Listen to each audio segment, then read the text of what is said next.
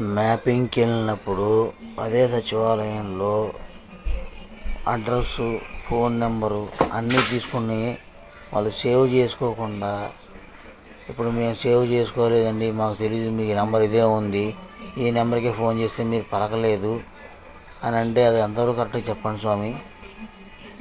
ఒక ఏరియాలో ఒకలా ఉంటుందండి సచివాలయంలో.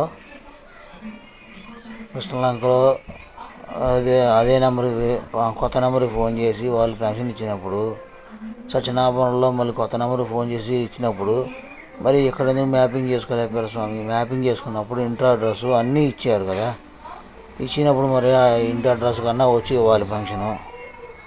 వాళ్ళు అసలు సేవ్ చేసుకోకుండా పెట్టుకోకుండా అంత నిర్లక్ష్యంగా ఎప్పుడెప్పుడు సెలవు వస్తుందా, ఎప్పుడెప్పుడు మానేద్దామా అని చూసి దీంతో ఉన్నారు వాళ్ళు సచివాలయంలో.